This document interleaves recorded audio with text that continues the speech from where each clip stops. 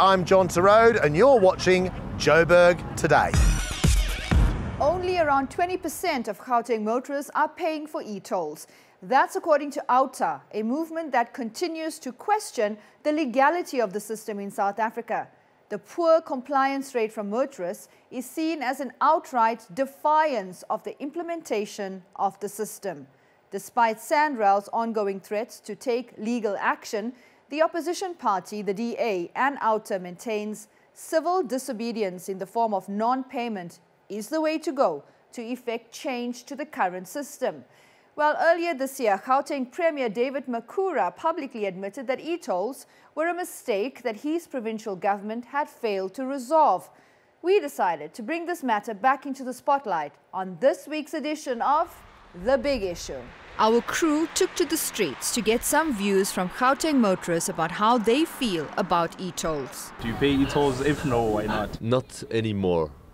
I paid them in the beginning and then I stopped. I don't think they're really working. I don't think many people are paying them at all. I really don't see the point of them if people are not paying them. So why are some people being charged and others not? The e-tolls, I think, are very unfair on cars. They've made it exceptionally high to the point where a lot of people don't pay.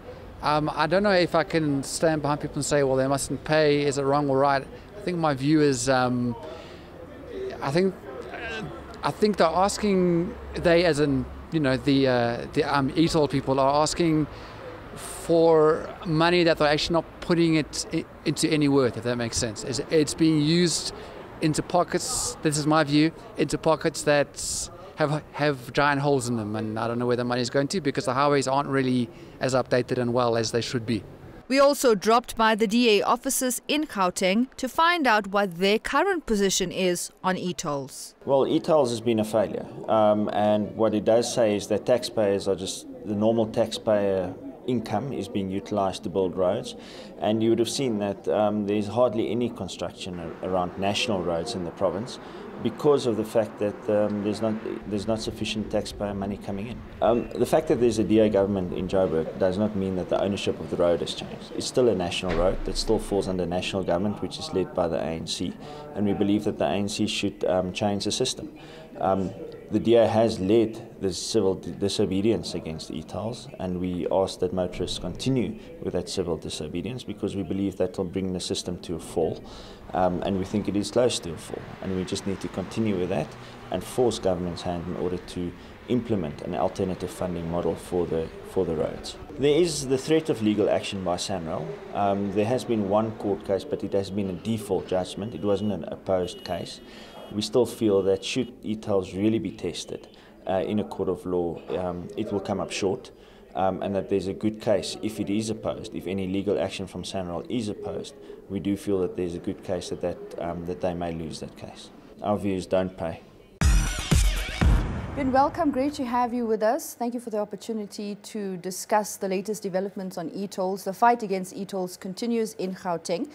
Now, OUTA, the organization you represent, was formed specifically to challenge the legality of e-tolls around the country. Take us back to the formation. Tell us about your ongoing efforts to fight the system, despite national government's insistence that it is still justifiable. Thank you for having us. The fight against e-tolls started in 2012 when Wayne Duvenage started the organization, when he realized that the urban tolling model has some flaws, and he tried negotiating, entering into discussions with SANRAL, but that came to naught. So they started OUTA in 2012, and since then OUTA has been continuously fighting against the urban tolling model. It started with Gauteng, and then later on, because the infrastructure was set up, etc., it was a little bit more difficult than other places. Recently, we've won the case in the Western Cape where the e-tolls were stopped cold, and SANRAL had to go back to the drawing board.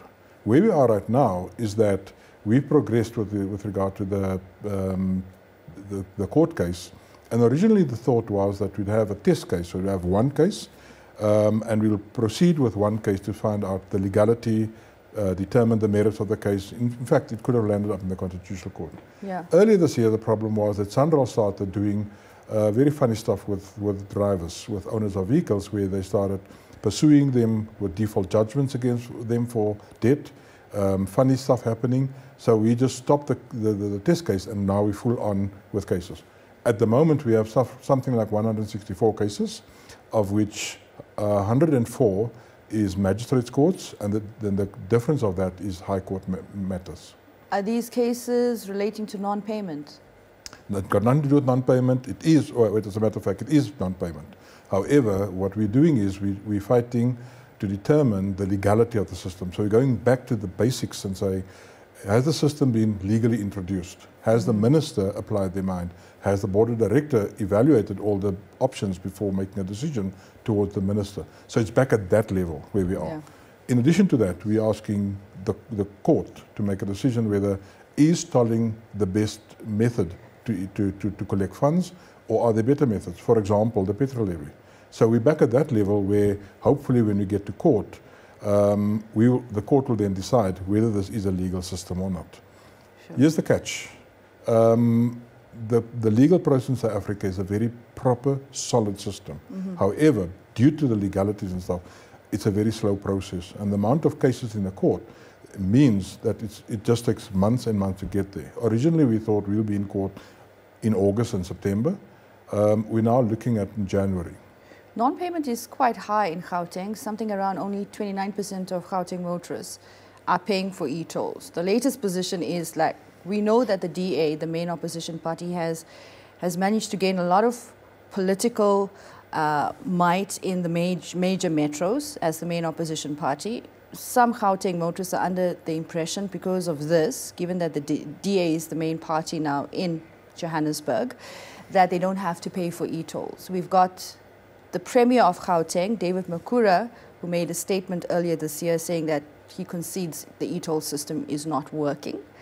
All of this, no doubt, will further impact on the level of non-payment. We have SANRAL threatening legal action on the other hand. What do you make of all of this? It's a little bit too little too late by the politicians.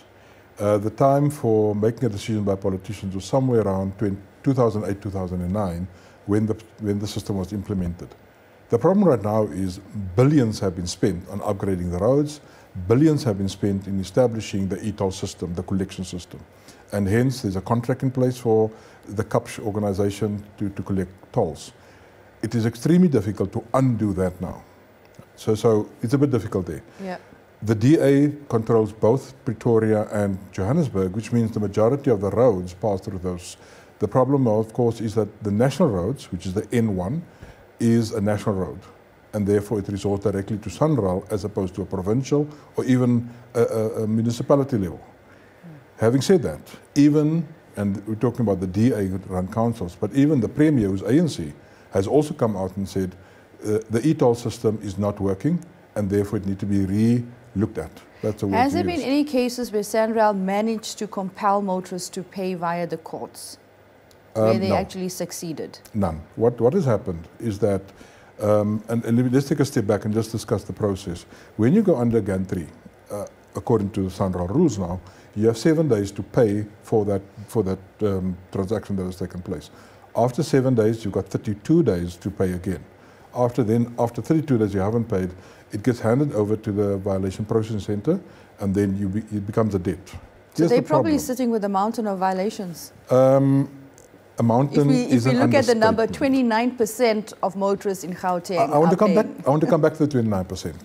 SANRAL figures and SANRAL statement says 29%. We believe it's lower than 20%. Now bear in mind, internationally, for a system to succeed, you need a 90% success rate. Compliance, success rate, 90%. So out of the 4.5 million road users in Gauteng, because that's how many vehicles we have in Gauteng, probably 2 million use the network. Somewhere around 1.8 million people ought to be paying. We believe it's less than 20%. And because of the low payment rate and the low performance by motorists to do this, the percentage of money getting paid over to the subcontractor, which is CAPS in this instance, is beyond 70%. Because think about it, SANRAL ought to have collected somewhere around 200 million rand per month. They're only collecting, in our estimation, somewhere around 50 to 60 million, of which somewhere between, we don't have the accurate figures, but if you do some deductions, you'll find these figures. Somewhere between 30 and 50 million ought to get paid to the CAPS organization. So if you take 30 to 40 out of 60, it is a very high percentage that gets handed over to the subcontractor, which means very little money, actual fact, goes towards paying the bonds. It's bigger than that. If you look at the SOEs in South Africa, SAA, Post Office, all those organizations, they all depend on government to support them. What's happening in this instance is that SANRAL depends on government to build roads, and they are supplementing that income from government with tolls, and that's why you have open road tolling, you have the traditional tolls versus now the urban tolling. They're not collecting money through this case because the people in Gauteng have said, no, we will not subsidize this. Hence, SANRAL is now suffering financially, and in fact, their business model is in jeopardy. So they're leaning more and more towards government to bail them out, the way SAA over the weekend was bailed out by 2.2 billion.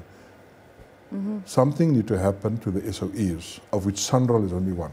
Now, there is a misconception that OUTA is against SANRAL. SANRAL is one of the key institutions of Africa to ensure that we have decent infrastructure, to make sure that the infrastructure for roads are of such a nature where people can transport themselves personally as well as goods. So we want to help SANRAL to get out of this mess. But we believe as a principle that e-tolling, urban tolling is wrong.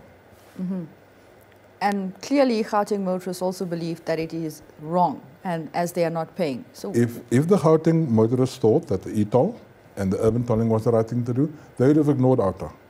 They're in fact supporting OUTA. And this fight will go to court very soon, and we are ready to go to court. We're just waiting for the process to unfold, and then we'll get to court. what is your understanding of why national government felt the system was necessary? We believe that all the options at the time were not evaluated equally and properly. At the time, I mean, we're talking 2000, early 2000s, where this is, I think it's 2004, 2006 period where this decision was taken. And obviously government are not civil engineers, they're not road engineers, and they depend on SANRAL to guide them. SANRAL appointed engineers and consultants to guide them and say, what is the cost of a road? What is the best payment model? How do you balance the books? And we believe somewhere there something went wrong, and then the SANRAL officials told the board of directors how to do. And by the way, we believe the board of directors were not properly consulted. The board of directors then wrote a letter to the minister for evaluation, and in our mind, every step of the way, mistakes were made. So there wasn't a compelling business case that says, here is the road, it's going to cost us 5 billion or 7 billion rand at the time. That's another topic. The roads cost 17 billion, and we calculate it should be 7 billion. Take a step back again. If the roads cost 7 billion, the fiscus could have paid for it.